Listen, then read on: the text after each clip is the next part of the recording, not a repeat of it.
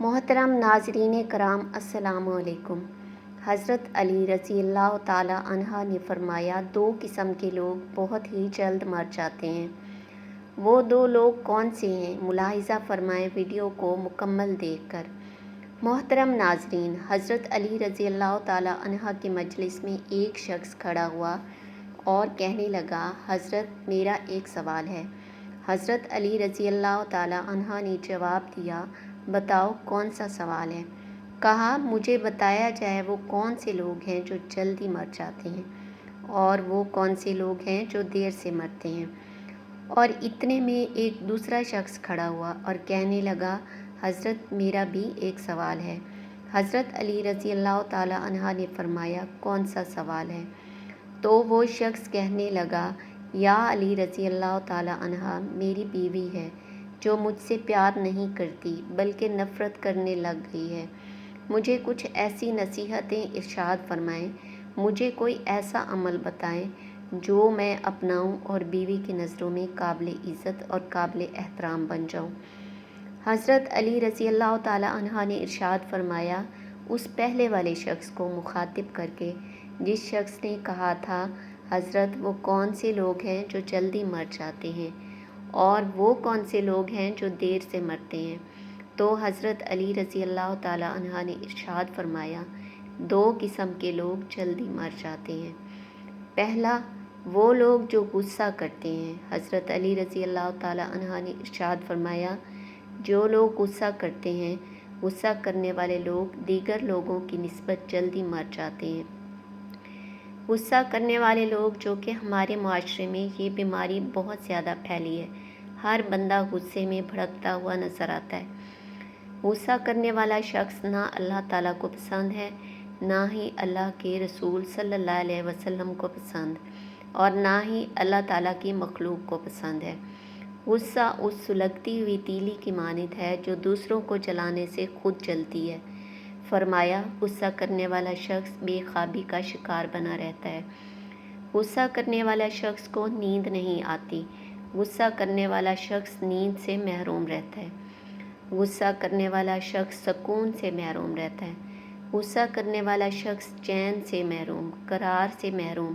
غصہ کرنے والا شخص پھیپھڑوں اور دل کا مریض بن جاتا ہے۔ جب یہ پھیپھڑوں اور دل کا مریض بن بیٹھتا ہے تو یہ شخص جلدی مر جاتا ہے۔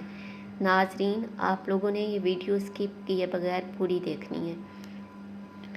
غصہ انسان کی شخصیت کا بہترین اظہار ہوتا ہے۔ جب انسان کے مزاج کے خلاف کوئی بات ہو جائے تو اسے ناپسندیدہ عمل کے رد عمل میں کیے جانے والے اظہار کو غصہ کہتے ہیں۔ غصہ انسانی فطرت کا لازمی جز ہے، لیکن اگر یہ ایک خاص حد سے تجاوز کر جائے، انسان کو اندرونی اور بیرونی طور پر مصائب میں مبتلا کر دے تو کسی مستند ماہر نفسیات کے مشورے سے اس کا تدارک ضروری ہے، ورنہ یہ ڈپریشن جیسے امراض کا موجب بن جاتا ہے۔ علامات: غصہ کرنے والے شخص کو ہائی بلڈ پریشر، چہرے کا سرخ ہو جانا، دل کی دھڑکن کا تیز ہونا، تیز تیز سانس لینا وغیرہ۔ ایک شخص نبی کریم صلی اللہ علیہ وآلہ وسلم سے سوال کرتا ہے، یا رسول اللہ، وہ کون سے عمل ہیں جو مجھے اللہ کے غضب سے محفوظ رکھتے ہیں؟ تو آپ صلی اللہ علیہ وآلہ وسلم نے فرمایا، تم غصہ نہ کیا کرو، اللہ تعالیٰ بھی تم پر غصہ نہ ہوگا۔ تو جوانوں، اگر لمبی عمر چاہتے ہو تو دوسرا شخص، وہ جو ہر وقت، ہر گھڑی، ہر لمحے اپنی نظریں ادھر ادھر پھیرتا رہتا ہے، وہ شخص بھی جلدی مر جاتا ہے۔ جو شخص دنیاوی لذتوں کے پیچھے بھاگتا رہتا ہے، جو بندہ دنیاوی خواہشات کے پیچھے بھاگتا ہے، موت اس کے پیچھے بھاگتی ہے۔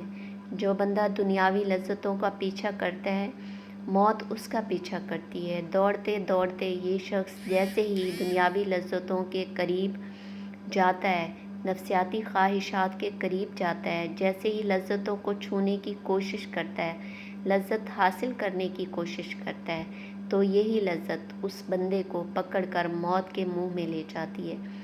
لہٰذا اس طرح کے لوگ بھی جلدی مر جاتے ہیں۔ حضرت عائشہ صدیقہ رضی اللہ عنہما سے روایت ہے، آپ رضی اللہ عنہما فرماتی ہیں، میں نے رسول پاک صلی اللہ علیہ وسلم سے دریافت کیا، عورت پر سب سے زیادہ کس کا حق ہے؟ حضور صلی اللہ علیہ وسلم نے ارشاد فرمایا، اس کے شوہر کا۔ پھر میں نے عرض کیا، مرد پر سب سے زیادہ کس کا حق ہے؟ آپ صلی اللہ علیہ وسلم نے ارشاد فرمایا، اس کی ماں کا۔ ایک صحابیہ رضی اللہ عنہما نے جب خاوند کے حقوق کے بارے میں سوال کیا تو آپ صلی اللہ علیہ وسلم نے ارشاد فرمایا، آدمی کا اس کی بیوی پر حق یہ ہے کہ اگر اس کے بدن پر کوئی زخم ہو اور وہ اسے چاٹ لے تو بھی اس نے اس کا حق ادا نہیں کیا۔ حضرت ام سلمہ رضی اللہ عنہما سے روایت ہے کہ حضور اقدس صلی اللہ علیہ وسلم نے ارشاد فرمایا کہ جس عورت کا اس حالت میں انتقال ہو جائے کہ اس کا شوہر اس سے راضی ہو تو وہ عورت جنت میں داخل ہوگی۔ تمام دوستوں سے گزارش ہے کہ نماز کا اہتمام لازمی کریں۔ نماز پڑھنا ہر مسلمان مرد اور عورت پر فرض ہے۔ رسول صلی اللہ علیہ وسلم نے فرمایا، مجھے اللہ کی طرف سے حکم دیا گیا کہ لوگوں سے جنگ کروں اس وقت تک کہ وہ اس بات کا اقرار کر لیں کہ اللہ کے سوا کوئی معبود نہیں، اور یہ کہ محمد صلی اللہ علیہ وسلم اللہ کے سچے رسول ہیں، اور نماز ادا کرنے لگیں اور زکوٰۃ دیں۔